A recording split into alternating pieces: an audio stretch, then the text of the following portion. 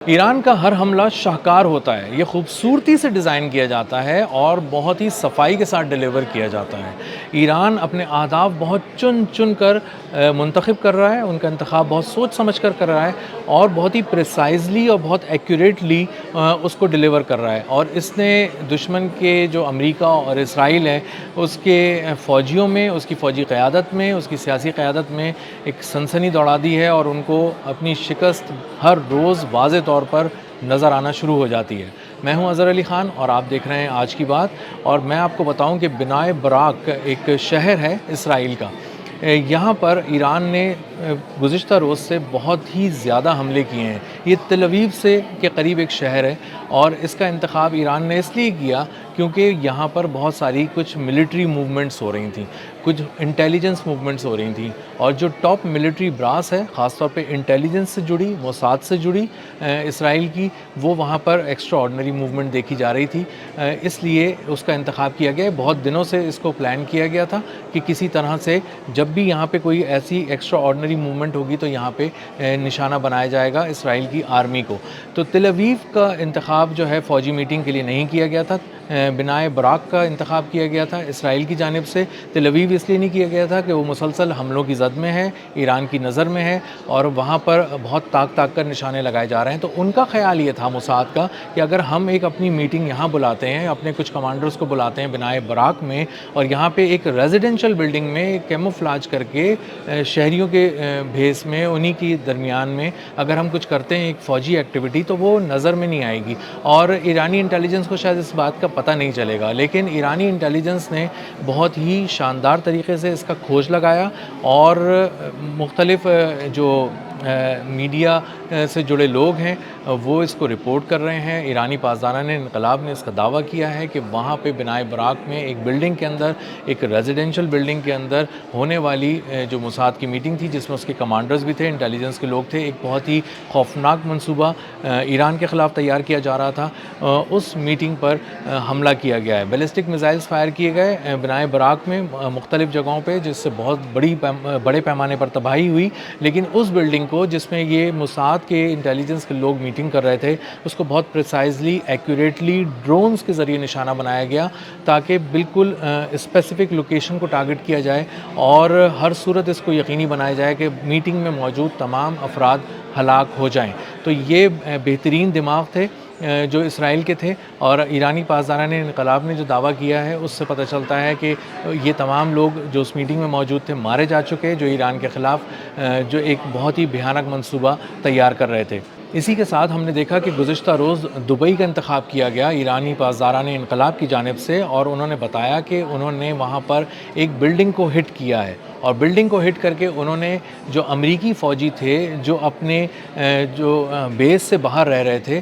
شہریوں کے روپ میں، شہریوں کے ساتھ، تاکہ کیموفلاج ہو سکے اور محسوس نہ ہو کہ امریکی فوجی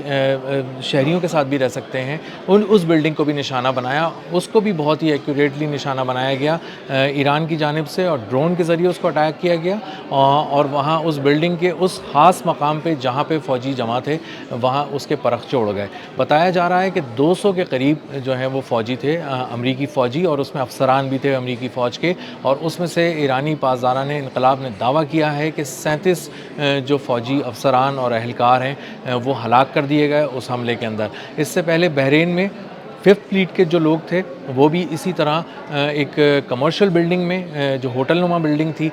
وہاں پر رہ رہے تھے، اور اسی لیے رہ رہے تھے تاکہ وہ ملٹری بیس سے ہٹ جائیں، اور ملٹری بیس پہ اگر کوئی حملہ ہو تو انہیں کسی طرح کا جانی نقصان نہ ہو، تھوڑا بہت اگر مالی نقصان ہو سکتا ہے تو وہ ہو، لیکن جانی نقصان نہ ہو۔ اس سے بچنے کے لیے جب وہ وہاں گئے تو وہاں بھی ایرانی انٹیلیجنس نے بہت ہی صفائی کے ساتھ اور بہت ہی انتہائی مہارت کے ساتھ ان کو اس جگہ پر نشانہ بنایا۔ تو اوور آل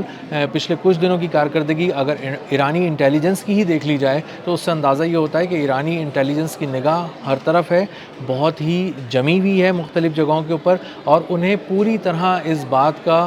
علم ہے کہ کون کہاں ہے، کہاں سے موو کر رہا ہے اور کہاں پہنچ رہا ہے، کہاں میٹنگ کر رہا ہے۔ اسی طرح کی چیز ایک وقت میں اسرائیل کی جانب سے بھی کی جاتی تھی ایران کے لیے، کہ اسے پتہ ہوتا تھا کہ ایرانی پاسداران انقلاب کی قیادت کس ٹریفک سگنل سے گزری ہے، کس مقام سے گزری ہے، کس مقام پہ پہنچی ہے، وہاں اس مقام پہ کتنی دفعہ آئی ہے، اور اب اندازہ لگایا جاتا ہے مختلف AI کے ذریعے کہ اس مقام پر اب وہ دوبارہ جو فوجی قیادت ہے وہ دوبارہ کب اکٹھی ہوگی۔ تو اس پروبیبلٹی کو جب انالائز کیا جاتا ہے تو بہت ہی ایکوریسی کے ساتھ جواب آتا ہے۔ کچھ اسی طرز پہ کام کر رہی ہے ایرانی پاسداران انقلاب، اور وہ اس طرح اس نے ہٹ کیا ہے، اور جا کر اس نے پہلے کیا ہے بنائے براق میں، جہاں پہ اس نے موساد کے انتہائی اہم دماغوں کو، انتہائی کی جو اس کی ملٹری کے لوگ تھے، جو اس کے کمانڈرز تھے، ان کو ہلاک کر دیا۔ اور اس کے بعد جو اس سے پہلے دبئی کے اندر بہت ہی پریسائزلی اٹیک کیا، اور 37 US پرسنل اور کمانڈرز کو بتایا جا رہا ہے کہ ان کو ہلاک کر دیا گیا ڈرون اٹیک کے اندر۔ ایران نہ صرف مشرق وسطیٰ اسرائیل بلکہ پورے خطے کے اندر اپنے اہداف کو بہت ہی احتیاط سے چن رہا ہے، اور اس کا انتخاب بہت ہی مہارت سے کر رہا ہے، اس لیے تاکہ وار جو ہے وہ کم سے کم وار میں زیادہ سے زیادہ نقصان پہنچایا جائے۔ اور علی لاریجانی مجھے پھر یاد آ رہے ہیں، جو کہہ رہے تھے کہ آپ نے ہمارا دل جلایا ہے آیت اللہ علی خامنائی اور ان کے رفقا کو شہید کر کے، اور ہم بھی اسرائیل اور امریکہ کا دل جلائیں گے۔ تو اسرائیل کا دل تل ابیب، بنائے براق، اس کے ارد گرد حیفا کی ریفائنری، آئل فیسلٹیز، ہر طرف شیلٹرز، بنکرز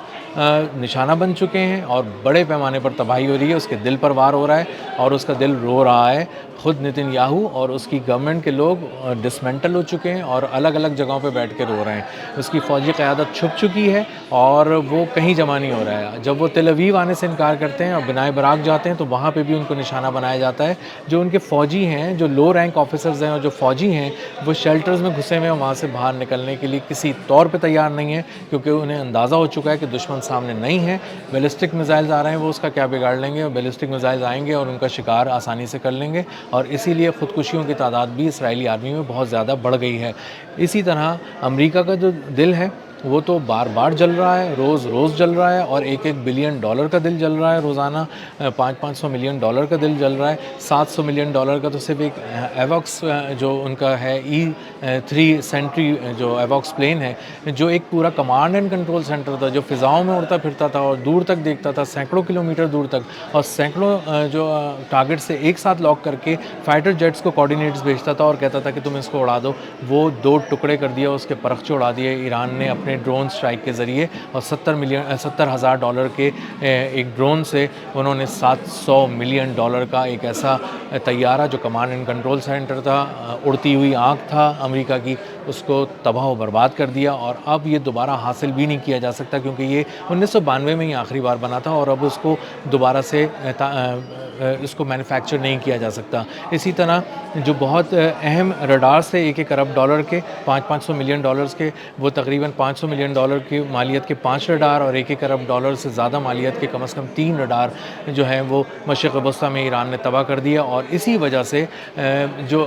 دیکھنے کی صلاحیت ہے، جو اس کی سرویلنس کی صلاحیت ہے، جو اس کی ایئر کامبیٹ کی صلاحیت ہے، وہ ایران نے امریکہ سے چھین لی ہے، اور اسی لیے خطے میں امریکہ مجبور نظر آ رہا ہے، اور یہ مذاکرات کی بات کرتا ہوا نظر آ رہا ہے، اور اس خطے سے اب اپنا سارا سامان سمیٹ کے واپس جانے کی کوششوں میں ہے۔ اب تک کے لیے اتنا ہی، ملتے ہیں اگلے ولاگ میں ایک نئی خبر، نئے تجزیے اور نئے زاویے کے ساتھ۔ اللہ حافظ۔